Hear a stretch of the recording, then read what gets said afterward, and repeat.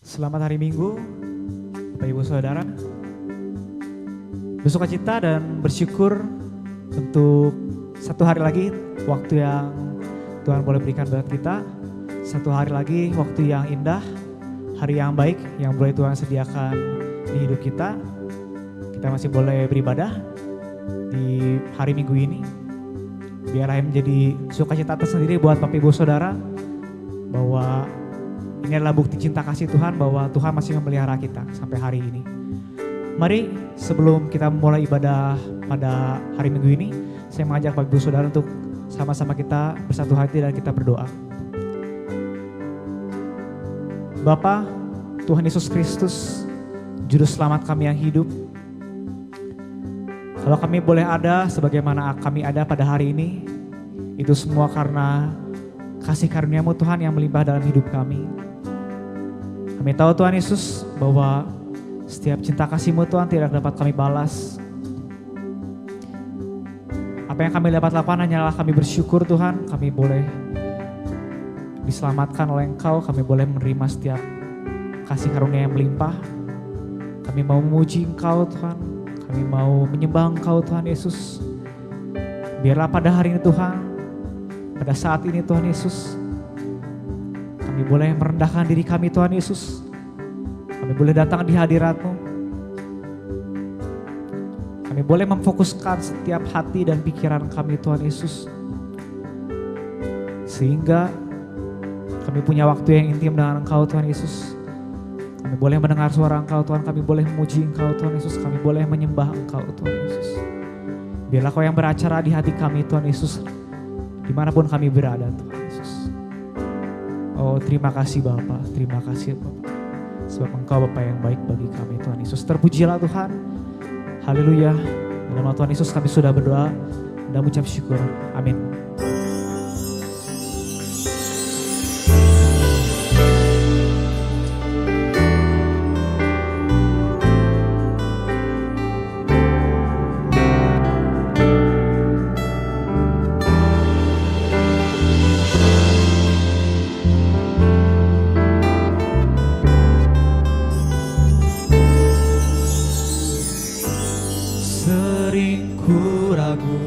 Dalam hidupku, langkahku bimbang tak menentu. Yesus, peganglah tanganku ini, jadikan aku kemuliaan-Mu. Yang tak ku mengerti, gelombang pun silih berganti. Yesus, berbicaralah, bersabdalah, ku mau dengar suara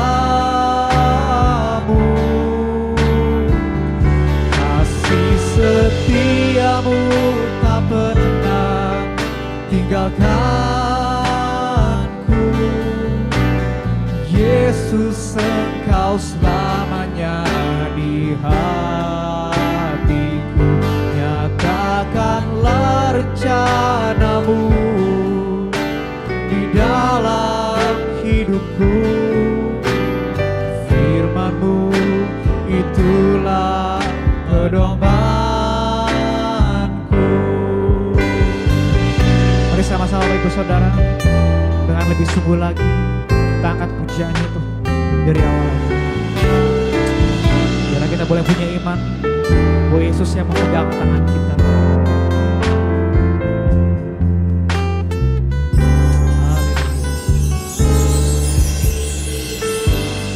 Sering ku ragu dalam hidupku,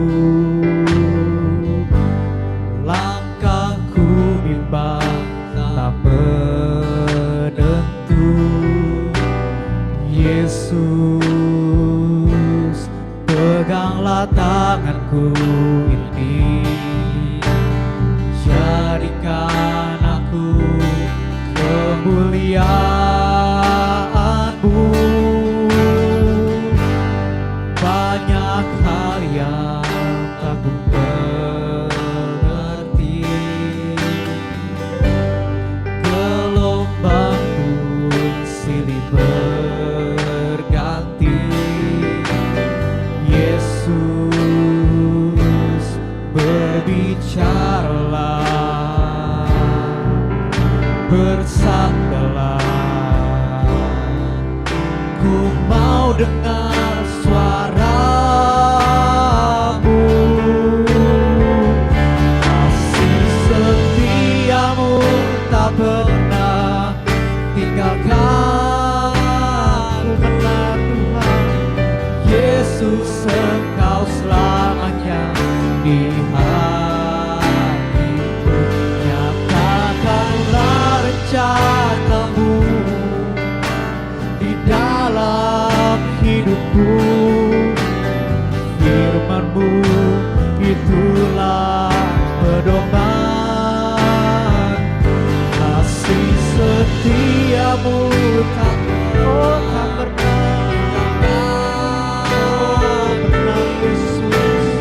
Yesus Engkau selamanya di hatiku. Nyatakanlah rencana-Mu di dalam hidupku. Firman-Mu itulah, oh dengan lebih sungguh lagi kasih-Mu. Kasih setia-Mu tak pernah tinggalkanku. Yesus Engkau selamanya di hatiku. Nyatakanlah rencana-Mu di dalam hidupku. Firman-Mu itulah pedomanku. Firman-Mu itulah pedomanku. Firman-Mu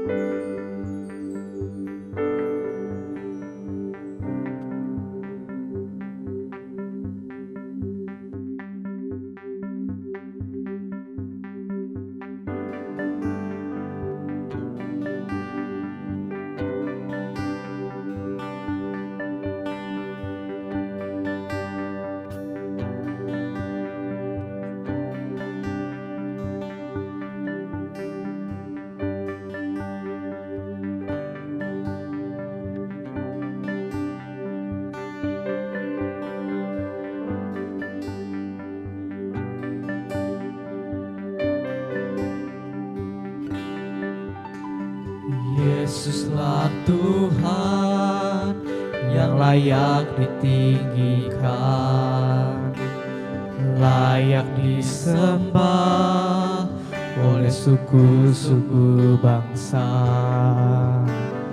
Dengan darah-Mu Kau telah tebus bangsaku, genapi Tuhan firman-Mu atas negeriku.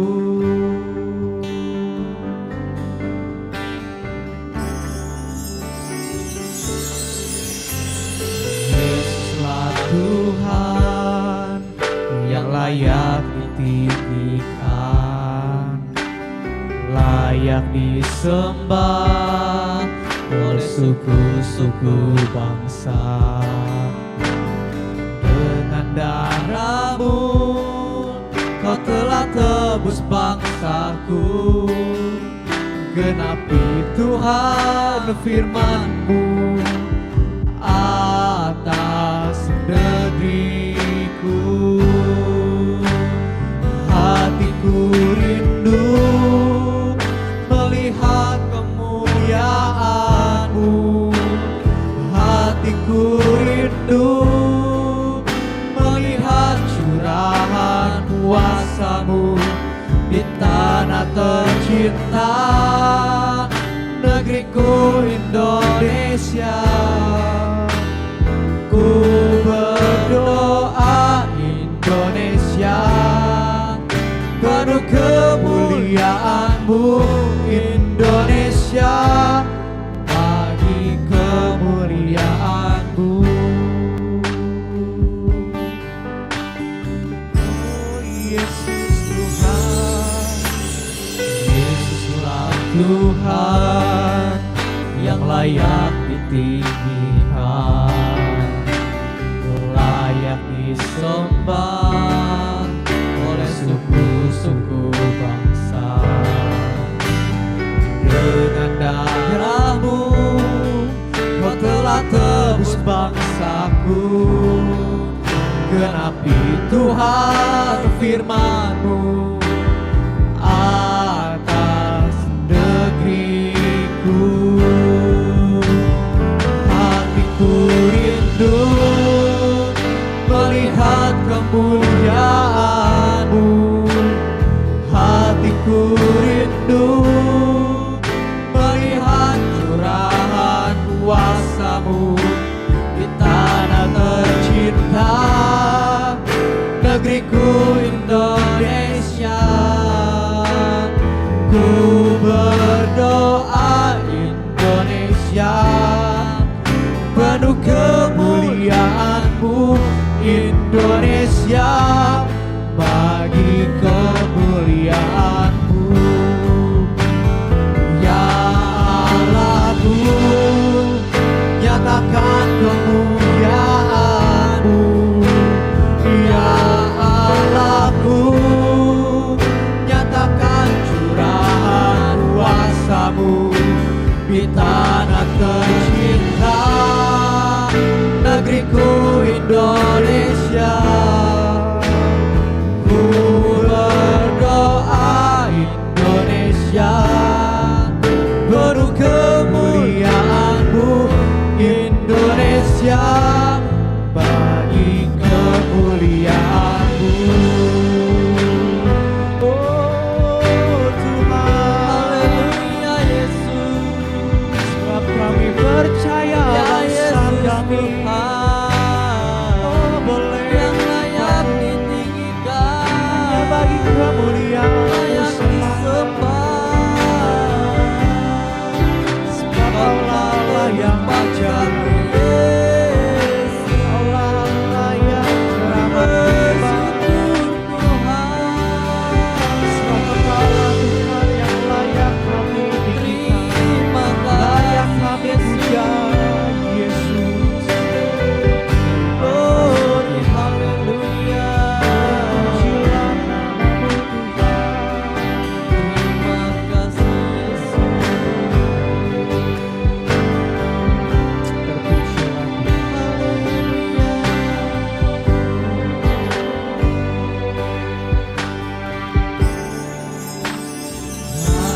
rindu melihat kemuliaan-Mu. Hatiku rindu melihat curahan kuasa-Mu di tanah tercinta, negeriku Indonesia. Ku berdoa Indonesia penuh kemuliaan-Mu, Indonesia bagi kemuliaan-Ku. Ya anakku, nyatakan kemuliaan Yesus-Mu. Ya anakku, nyatakan curahan kuasa-Mu di tanah tercinta, negeriku Indonesia. Ku berdoa Indonesia penuh kemuliaan-Mu, Indonesia bagi kemuliaan-Mu, Indonesia bagi kemuliaan-Mu, Indonesia bagi kemuliaan-Mu. Haleluya, Saya persilakan namanya untuk menyampaikan firman. Shalom, saudara-saudara dimanapun berada. Sebelum kita mendengarkan kebenaran firman Tuhan, saya ajak Anda untuk membaca satu firman Tuhan yang saya ambil dari Kisah Para Rasul pasal 1 ayat 3. Saya akan bacakan buat Anda semuanya. Kepada mereka ia menunjukkan dirinya setelah penderitaannya selesai, dan dengan banyak tanda ia membuktikan bahwa ia hidup. Sebab selama 40 hari ia berulang-ulang menampakkan dirinya berbicara kepada mereka tentang kerajaan Allah. Mari kita berdoa. Segala puji, hormat, syukur, kemuliaan bagi nama-Mu Yesus. Pengurapan-Mu menyertai kami. Biarlah apa yang kami sampaikan menjadi kemuliaan bagi Engkau tentang kerajaan Allah Yesus yang luar biasa. Dan aku berdoa firman Tuhan bertumbuh 100 kali lipat, 60 kali lipat, 30 kali lipat untuk hormat kemuliaan Engkau. Di dalam nama Yesus Engkau menjamah setiap orang yang mendengar lewat worshiping God from their home. Biarlah Engkau menjamah mereka Yesusku, sehingga sungguh mereka diberkati Tuhan oleh kebenaran firman Tuhan ini. Haleluya, amin. Nah, shalom saudara-saudara, sekali lagi dimanapun Anda berada, keep on fire senantiasa. Artinya imanmu berkobar-kobar oleh karena kuasa kebangkitan Yesus Kristus. Engkau tidak perlu takut menghadapi situasi kondisi yang tidak ringan, dan kita harus berjuang. Bahkan kita bisa lebih daripada pemenang oleh karena kuasa kebangkitan Yesus. Inilah saudara satu rangkaian firman Tuhan yang disampaikan kepada Anda semuanya. Kuasa kebangkitan Yesus Kristus adalah suatu yang luar biasa. 40 hari Yesus hidup dengan segala tanda-tandanya. Dan Yesus menyampaikan satu ajaran yang luar biasa, ajaran yang terutama. Sampai Yesus naik ke surga dan Roh Kudus dicurahkan. Ajaran itu adalah kerajaan Allah. Nah, Bapak yang dikasih Tuhan, 3 hal yang perlu Anda ketahui tentang kerajaan Allah, yaitu satu proses yang luar biasa yang harus ada dalam hidup Anda dan saya. Banyak orang berbicara tentang kerajaan Allah, tapi terus terang harus ada dasarnya. Dasarnya adalah 3 hal itu saudara, yaitu kematian Yesus Kristus, penderitaan dan sengsara Yesus yang mengalami pukulan, darahnya dicurahkan, penghinaan dan berbagai macam hal. Yesus kita yang sangat luar biasa, begitu baik saudara, menyerahkan nyawanya di atas kayu salib dan mengatakan, "It is finished." Artinya Yesus sudah menyelesaikan semuanya itu. Yesus Kristus sudah jadi pemenang. Dan itulah saudara karya Tuhan yang terbesar. Keselamatan jiwa yang kekal dianugerahkan kepada semua orang yang percaya saudara. Kepada seorang percaya, kepada Anda dan saya. Keselamatan jiwa yang kekal karena dosa sudah ditebus oleh Yesus Kristus di atas kayu salib. Dan itu yang dilihat oleh Maria. Maria Magdalena melihat Tuhan. Karena dia melihat karya Tuhan yang luar biasa. Keselamatan jiwa. Keselamatan jiwa yang kekal itu saudara. Apakah ini tidak berarti buat dirimu dan saya saudara? Apakah ini tidak menggerakkan hidup Anda dan saya menjadi satu kehidupan yang keep on fire, saudara? Senantiasa berkobar-kobar iman kepada Yesus Kristus karena hidupmu digerakkan, saudara, oleh keselamatan jiwa itu. Itulah sebabnya, saudara, minggu kemarin saya khotbahkan tentang manusia berkodrat ilahi. Nah, Bapak dikasih Tuhan, itulah yang harus ada dalam hidup Anda dan saya. Dan inilah sudah dasar-dasar kerajaan Allah. Dan kerajaan Allah, Bapak dikasih Tuhan, tidak bisa tidak. Ini sebuah ajaran kebenaran yang tidak bisa dipungkiri oleh Anda dan saya semuanya. Kisah Para Rasul 1:3 menjelaskan 40 hari Yesus berbicara tentang kerajaan Allah. Lukas pasal 4 ayat 43 menjelaskan Yesus diutus untuk menyampaikan kerajaan Allah. Wow, this is incredible, sesuatu yang luar biasa yang harus Anda dan saya percaya tentang kerajaan Allah itu. Yesus memberkati Anda semuanya, saudara, ketika Anda dan saya hidup dalam kerajaan Allah. Tadi saya sudah sampaikan bahwa Yesus menyertai engkau, Anda bersuka cita hidup dalam kerajaan Allah, saudara. Kan ini ajaran utama, ajaran agung bagi saya, saudara. Memang belum ada tulisan yang menyatakan kerajaan Allah itu ajaran agung. Selalu disampaikan tentang yang terutama. Memang benar, saudara. 2 ayat tadi saya sebutkan, Kisah Para Rasul 1 ayat 3, Lukas 4 ayat 43, itu semua berbicara tentang kerajaan Allah. Dan dalam satu pasal, Matius pasal 6 ayat 10, Yesus mengajarkan tentang doa Bapa kami. Dan Yesus mengajarkan, datanglah kerajaanmu, jadilah kehendakmu di bumi seperti di surga. Matius 6 ayat 33, Yesus kembali mengajarkan, carilah dahulu kerajaan Allah dan kebenarannya, semuanya ditambahkan kepadamu. Apakah 2 ayat ini bertentangan? Tidak, saudara. Ya, ada banyak buku yang bicara tentang ini. Dari mulai buku Teologi Perjanjian Baru yang ditulis oleh George Eliot, saudara, Leon Morris, bahkan juga satu situs Christianity.com menjelaskan. Artinya datanglah kerajaanmu ini, Yesus berbicara tentang pemerintahan Allah dalam kerajaan 1000 tahun. Nanti future, ada kerajaan Allah di muka bumi, 1000 tahun dipelihara seluruh umat manusia yang dikenal dengan istilah kerajaan milenium. Datanglah kerajaanmu, pemerintahan Allah di muka bumi secara fisik dan pemerintahan Allah secara spiritual. Yesus Kristus menguasai hidup Anda dan saya, mengontrol hidup Anda dan saya, sehingga Anda dan saya betul-betul dikontrol oleh kuasa dan kedaulatan Yesus Kristus. Dan itulah yang diajarkan oleh Tuhan Yesus dalam Matius 6 ayat 33. Carilah kerajaan Allah, carilah aku, carilah Tuhan. Bukankah ini yang selalu disampaikan dari mulai perjanjian lama, saudara?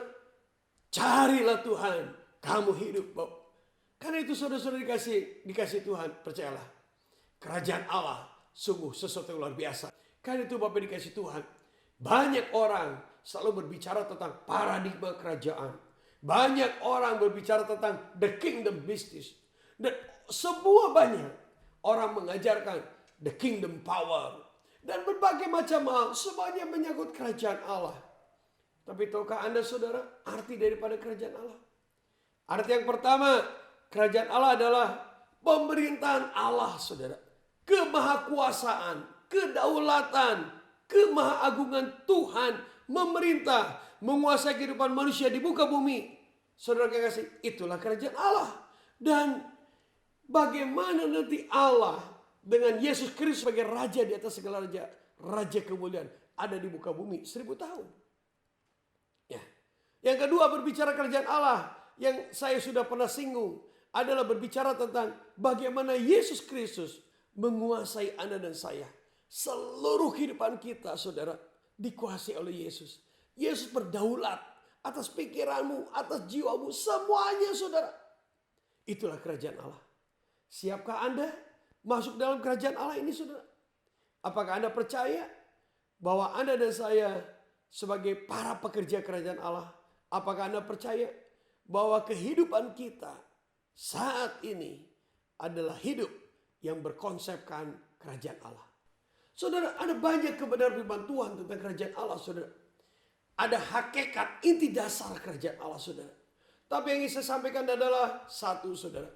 yaitu berbicara soal pertobatan, saudara.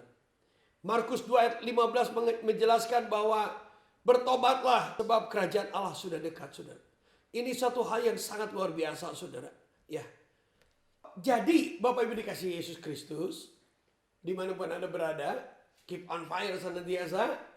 Kerajaan Allah itu adalah satu hakikat, saudara. Ada inti dasar dalam pengajaran kerajaan Allah. Satu konsep. Konsep yang pertama adalah Markus 2 ayat 15. Alkitab mengatakan demikian. Katanya, waktunya telah genap. Kerajaan Allah sudah dekat. Bertobatlah dan percayalah kepada Injil. Waktunya telah genap. Kerajaan Allah sudah dekat. Bertobatlah. Jadi saudara kasih, bicara kerajaan Allah adalah bicara pertobatan. Ya.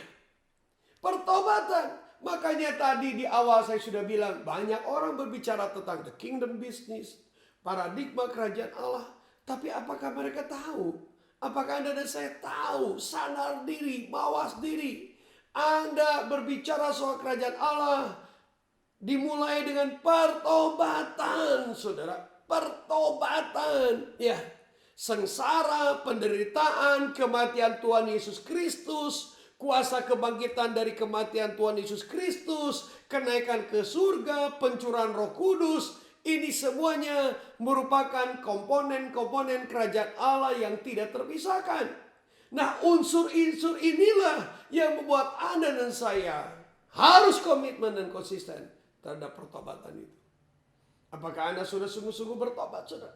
Ketika Anda dan saya begitu upacara perjamuan kudus, saudara, sesuatu yang sakral, sesuatu yang agung. Apakah betul Anda sudah mengalami pertobatan secara kebenaran Alkitab? Pertobatan kerajaan Allah, istilah Alkitab. Pertobatan kerajaan Allah. Jangan tomat, saudara. Sudah tomat, kumat lagi. Anda tidak menghargai kerajaan Allah.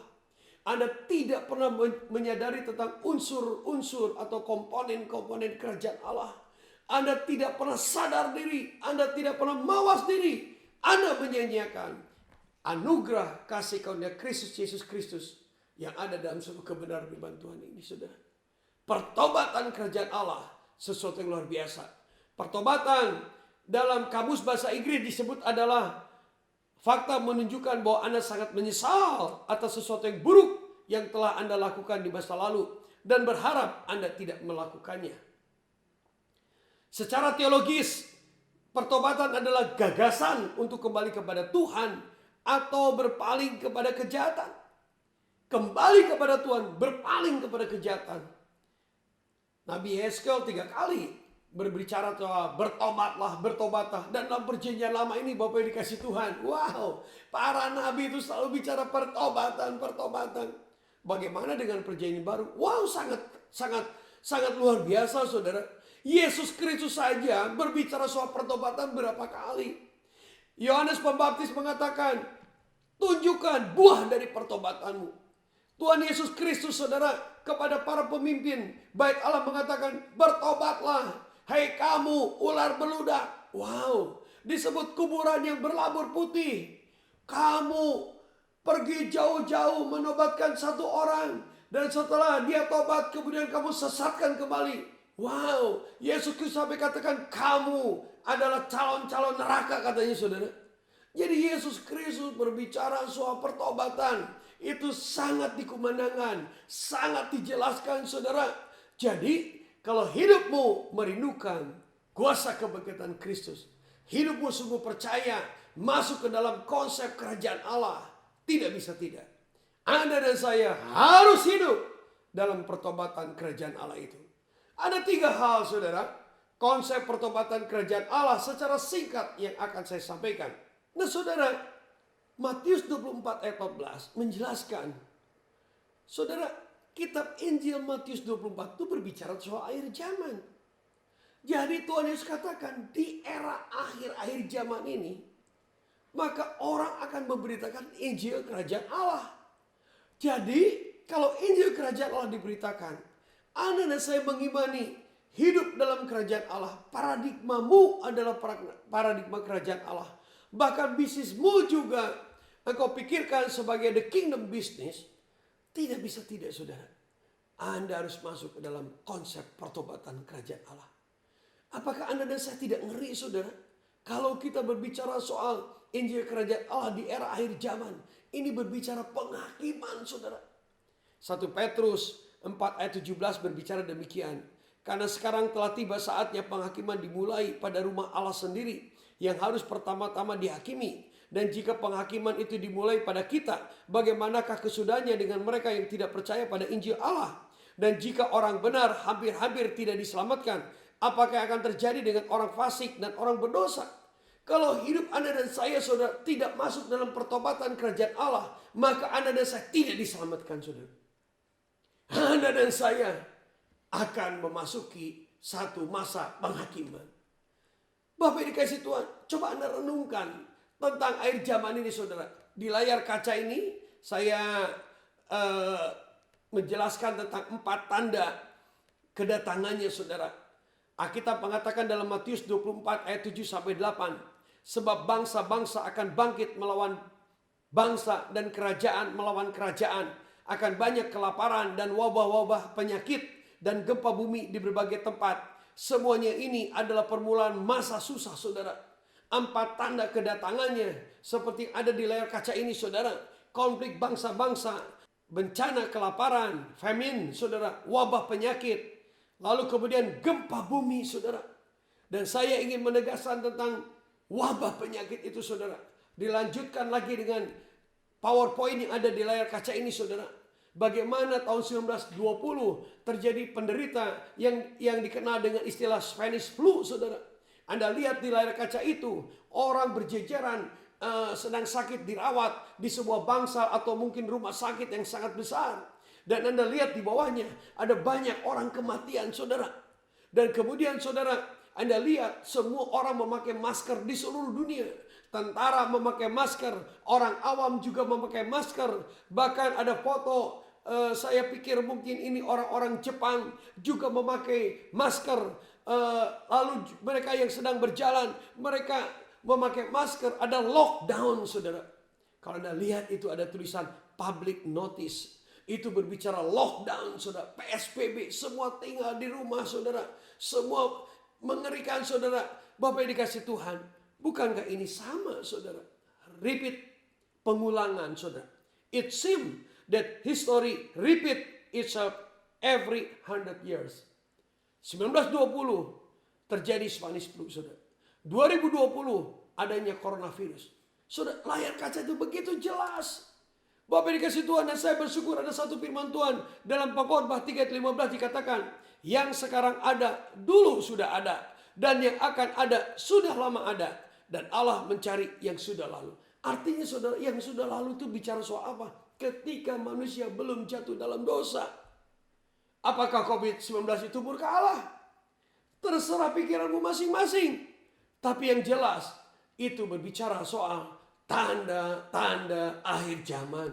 Karena Bapak dikasih Tuhan, tetaplah keep on fire, konsisten, komitmen dalam pertobatan kerajaan Allah saudara. Saudara kekasih, saya akan bacakan 1 Korintus 6 ayat 9 sampai 10. Nah, di layar kaca ini saya akan tunjukkan 2 macam saudara. Satu, terjemahan bahasa Indonesia versi Lembaga Alkitab Indonesia, nanti Anda bisa lihat. Yang kedua adalah dari King James Version. Nah, saya akan sampaikan dari King James Version. Ya. 1 Korintus 6 ayat 9. Tidak tahukah kamu bahwa orang yang tidak benar, Alkitab bahasa Indonesia menerjemahkan orang yang tidak adil, tidak akan mendapat bagian dalam kerajaan Allah. Jangan tertipu, jangan disesatkan. Pejinah, pelacur, baik peramal, penyembah berhala, a worshipper of mammon, atau yang tidak beriman, fasik kepada Tuhan, atau abuser, peleceh, penyalahgunaan diri mereka dengan umat manusia, banci, sodomit, pencuri, pengajar palsu, tamak, pemabok, pencela, pencaci maki, pengumpat, pemeras, perampok, juga tidak akan mendapat bagian dalam kerajaan Allah. Wow, ini sangat mengerikan. Nah, saudara-saudara, dimanapun Anda berada, keep on fire. Yesus sudah bangkit. Karena itu beranikah Anda dan saya hidup dalam komitmen konsisten pertobatan kerajaan Allah, saudara. Kalau Anda ingin hidup dalam kerajaan Allah, Anda suka mengajarkan kerajaan Allah, Anda senang dengan paradigma kerajaan Allah, Anda senang dengan the kingdom business, saudara. Bukan sekedar berbicara berkat, kehebatan seseorang di marketplace, dalam dunia art, bisnis, saudara. Dalam berbagai macam dunia atau posisi-posisi yang ada di dunia usaha dan juga di percaturan politik, saudara. Bukan itu. Tapi dasarnya adalah pertobatan kerajaan Allah. Apa yang tadi saya sebutkan, saudara? Ada dalam hidup Anda dan saya. Pencaci maki, pengumpat, saudara. Anda selalu suka mengkritik manusia. Teologinya salah, langsung dikritik. Saudaraku yang kekasih, biarkan saja. Ada waktunya, saudara. Pengajar-pengajar palsu itu tidak akan masuk dalam kerajaan Allah. Anda dan saya harus menyampaikan firman Tuhan. Menurut saya pribadi harus sadar diri. Saya pribadi harus tahu diri, saudara. Saya pribadi harus mawas diri. Saya sampaikan firman Tuhan sebagai pedang yang tajam bermata dua. Yang disampaikan kepada setiap orang mendengar. Kepada Anda yang di rumah dan juga introspeksi kepada diri saya sendiri, saudara. Karena itu Bapak dikasih Tuhan. Jangan pernah Anda bergaul dengan pemabuk, pencabul, saudara, perampok, penipu, Bapak dikasih Tuhan. Orang yang tamak. Banyak orang selalu mengatakan, wah pendeta ini, hamba Tuhan ini jatuh dalam dosa seks dan lain sebagainya. Tapi berapa banyak orang di gereja begitu tamak, serakah, pelit, kikir, saudara. Berapa banyak? Hitung-hitungan berapa banyak Bapak dikasih Tuhan. Mereka tidak akan mendapatkan bagian dalam kerajaan Allah. Apakah saya termasuk orang kikir? Apakah saya terlalu tamak dalam hidup saya? Tidak murah hati, tidak berbuat kebajikan, hitung-hitungan, uangnya banyak. Tapi yang dikeluarkan sangat sedikit. Itu kikir, saudara. Itu pelit. Bapak dikasih Tuhan. Dan itu tidak mendapat bagian dalam kerajaan Allah. Kebenaran firman ini keras, Bapak dikasih Tuhan. Tapi tidak ada artinya dibandingkan dengan pengorbanan Yesus di atas kayu salib. Anda dan saya sebentar lagi akan masuk dalam perjamuan kudus. Pikirkan baik-baik. Apakah engkau sudah betul-betul hidup dalam pertobatan kerajaan Allah? Jika engkau masih setengah-setengah, jika engkau tidak sungguh-sungguh, bertobat sekarang. Karena kerajaan Allah sudah dekat. Nah Bapak dikasih Tuhan, itulah pertobatan kerajaan Allah. Pertobatan kerajaan Allah yang kedua adalah 2 Timotius 3 ayat 1-6. Di sana berbicara tentang keadaan manusia di akhir zaman. Saya harap bisa menunjukkan di layar kaca ini tentang 2 Timotius 3 ayat 1-6. Tetapi saya baca 2 Timotius 3 ayat 6-nya. Anda boleh menyaksikan tulisan, membacanya yang ada di layar kaca. Tapi telingamu bisa mendengar apa yang saya sampaikan. 2 Timotius 3 ayat 6. Sebab di antara mereka terdapat orang-orang yang menyelundup ke rumah orang-orang lain. Dan menjerat perempuan-perempuan lemah yang syarat dengan dosa. Dan dikuasai oleh berbagai nafsu. Nah Bapak Ibu dikasih Tuhan, dengarkan baik-baik. Tadi saya menekankan tentang kikir. Yang kedua, banyak saudara, orang Kristen yang berbisnis dengan perkara-perkara penghiburan. Dengan hal-hal penghiburan. Tapi Alkitab menjelaskan saudara, menjerat perempuan-perempuan lemah yang syarat dengan dosa dan dikuasai oleh berbagai nafsu, saudara. Semua bisnis yang berkenaan dengan penghiburan, berkedok apapun juga seharusnya bertobat. Dan menutup bisnis itu, menggantikannya dengan bisnis yang sesuai kehendak Allah, yang tidak bertentangan dengan kerajaan Allah. Anda boleh bisnis apapun juga. Tapi jangan sampai bertentangan dengan kerajaan Allah. Anda boleh menentang saya. Mari saudara, dengan imanmu masing-masing. Apakah Anda dan saya akan ketemu nanti dalam kerajaan Allah? Ataukah Anda dan saya akan ditolak oleh kerajaan Allah? Oleh karena hidupmu tidak sesuai dengan kerajaan Allah. Bisnismu bertentangan dengan kerajaan Allah. Saya akan hidup dalam dunia usaha yang berkenaan sesuai dengan kerajaan Allah. Karena betapa pentingnya kerajaan Allah. Betapa hebatnya anugerah keselamatan jiwa. Jadi Bapak yang dikasih Tuhan, dua hal ini tidak berat buat Anda dan saya. Kalau hidupmu digerakkan oleh kerajaan Allah. Misalnya, satu contoh analogi yang mudah adalah ketika Anda dan saya sedang naik mobil. Anda dan saya sedang membawa sebuah mobil yang besar, yang truk atau tronton dengan 10 ban atau 12 ban, saudara. Ya, yang saya tahu biasanya 12 sampai 14 ban. Lalu kemudian di tronton itu membawa sebuah barang yang bebannya mungkin 2 ton, 3 ton. Kalau Anda dan saya sendiri membawanya, Anda tidak akan mampu. Tapi karena Anda dan saya naik mobil, dan mobil itu digerakkan oleh mesin, maka mesin itu bergerak, dan mesin itu membawa saya, membawa beban-bebannya. Selama hidupmu digerakkan oleh keselamatan jiwa yang kekal di dalam Yesus Kristus, maka rohmu itu membara, rohmu itu berkobar-kobar, pikiranmu berkobar-kobar, tubuhmu hidup dalam kekudusan ketika Anda dan saya berkomitmen dalam pertobatan kerajaan Allah. Anda tidak pernah merasa berat, saudara. Keep on fire. Keselamatan jiwa yang kekal itu sesuatu yang sangat penting, saudara. Yang ketiga adalah berbicara tentang Matius 18 ayat 3 dikatakan, Aku berkata kepadamu, sesungguhnya jika kamu tidak bertobat dan menjadi seperti anak kecil ini, kamu tidak akan masuk ke dalam kerajaan surga. Sedangkan barang siapa merendahkan diri dan menjadi seperti anak kecil ini, dialah yang terbesar dalam kerajaan Allah, saudara. Yang ketiga adalah sikap hidup Anda, saudara. Ya, sikap hidupmu seperti anak kecil, saudara. Maaf, ini yang kedua. Sikap hidupmu seperti anak kecil, saudara. Ya. Anak kecil itu percaya sepenuhnya, saudara. Saya teringat ketika saya dan istri saya membawa anak saya yang pertama, Moses, saudara.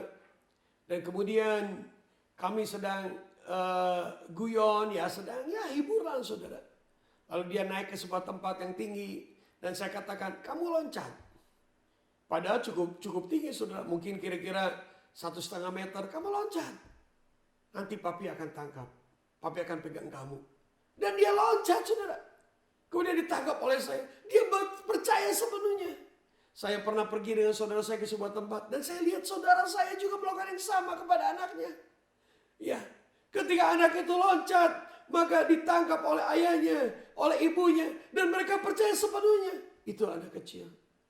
Sudah, situasi kondisi sangat tidak ringan hari ini. Maukah hidupmu seperti anak kecil?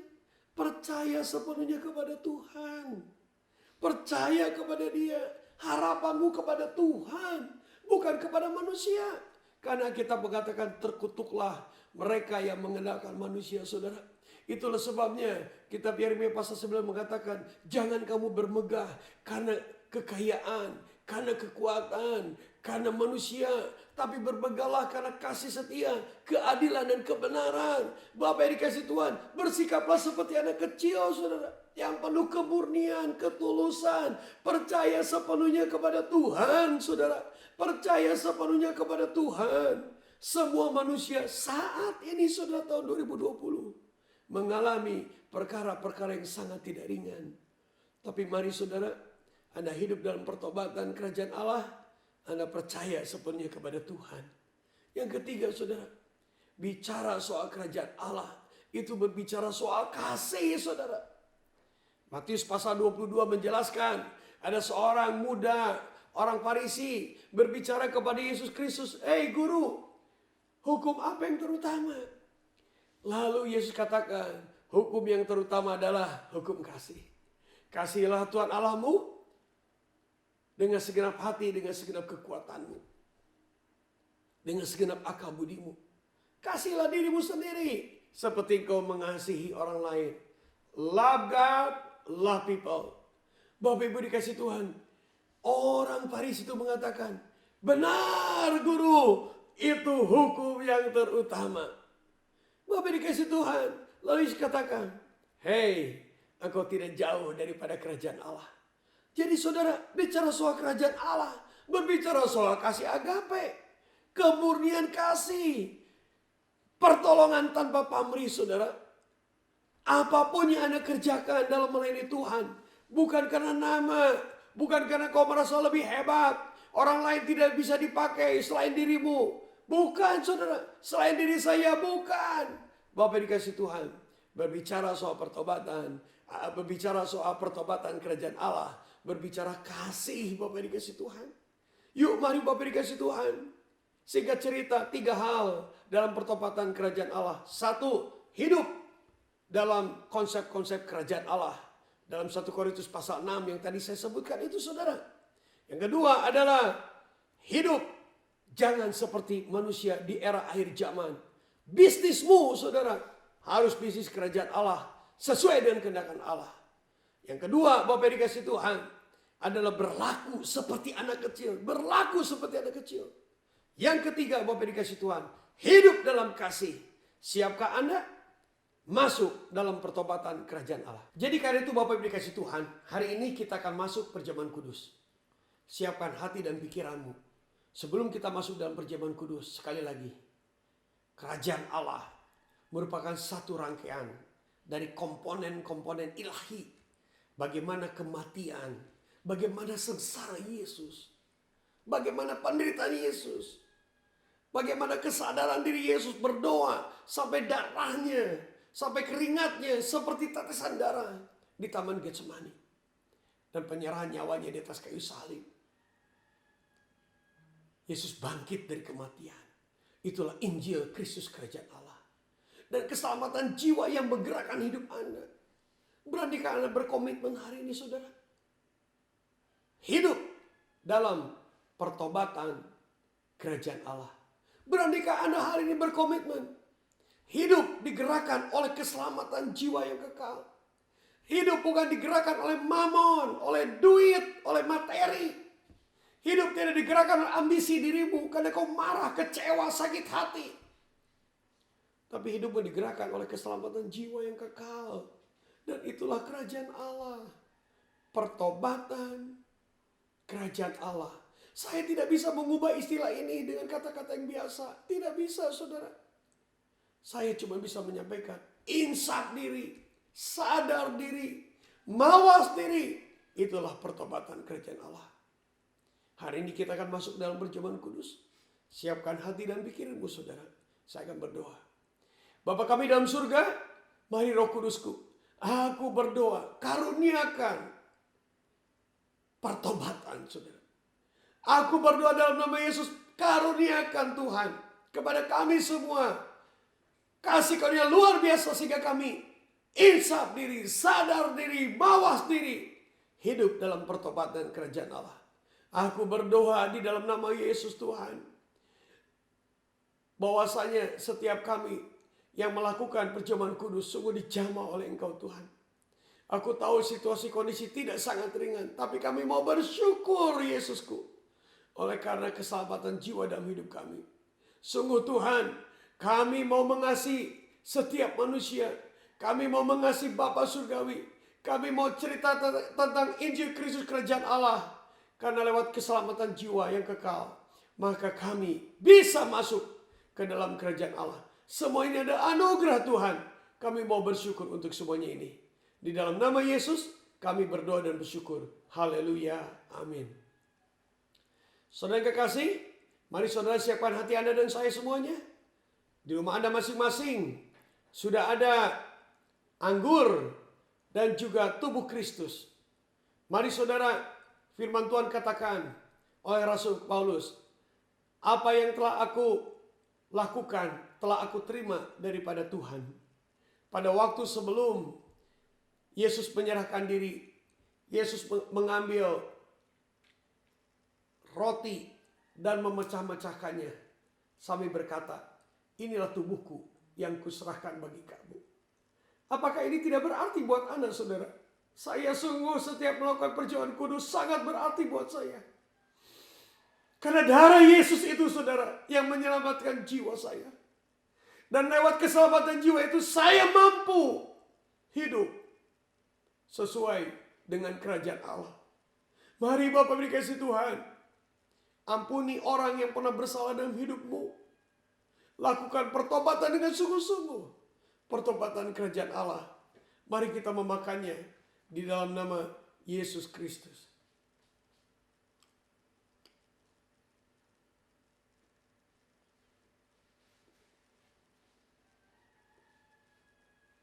Dan setelah itu Yesus mengambil cawan dan mengatakan, cawan ini adalah cawan perjanjian baru yang telah dimeteraikan oleh darahku. Perbuatlah ini menjadi peringatan akan aku. Bapak Ibu dikasih Tuhan, ini darah Tuhan. Darah Yesus Kristus yang begitu mahal harganya saudara. Jangan sia-siakan. Darah Yesus menyucikan engkau dari segala dosa. Ketika engkau hidup dalam pertobatan kerajaan Allah, dosa itu sudah diampuni, sudah disingkirkan, sudah ditarik oleh kasih Yesus Kristus yang luar biasa. Jangan lakukan lagi perbuatan dosa. Mari kita meminumnya dalam nama Yesus. Haleluya. Mari kita berdoa sekali lagi saudara, sekaligus menutup rangkaian ibadah online Life Restored, hidup yang dibarukan. Mari kita berdoa. Segala puji, hormat, syukur, kemuliaan bagi Engkau Tuhan. Aku bersyukur kepadamu Tuhan. Oleh karena kasih sayang luar biasa. Di dalam nama Yesus Tuhan. Aku mau sungguh-sungguh Tuhan. Hidup dalam konsep kerajaan Allah. Memberitakan pertobatan kerajaan Allah. Aku berdoa dalam nama Yesus, Kau jamah semuanya Tuhan. Terima kasih buat perjamuan kudus. Yang menguatkan kami. Memberikan kekuatan supranatural. Kekuatan tubuh kami kuat Tuhan. Sehingga kami mampu hidup dengan baik Tuhan. Dan tetap Yesusku yang luar biasa. Aku berdoa buat bangsa Indonesia dan seluruh bangsa di dunia. Yesusku yang luar biasa. Jauhkan kami dari kengerian yang saat ini sedang terjadi. Berikan hikmat kepada manusia. Hikmat ilahi. Untuk menemukan vaksin itu Tuhan. Sehingga bangsa di dunia, bangsa Indonesia terbebas dari COVID-19 ini Tuhan. Dan kami berdoa Tuhan, biar lewat situasi kondisi ini, curahkan kasih karunia-Mu supaya mereka bertemu dengan Engkau. Mereka bertemu dengan kasih yang sejati. Mereka dijamah oleh Engkau Tuhan. Mereka menyerahkan hidupmu kepada Engkau Yesus. Dan mereka Tuhan bisa masuk ke dalam kerajaan Allah bersama dengan kami. Bersama dengan setiap orang yang percaya Yesus sebagai Tuhan dan Juru Selamat. Terima kasih Tuhan. Oleh anugerah kasih karunia, kami hidup dalam kerajaan Allah. Di dalam nama Yesus kami berdoa dan bersyukur. Haleluya. Amin. Tuhan Yesus memberkati Anda semuanya. Haleluya.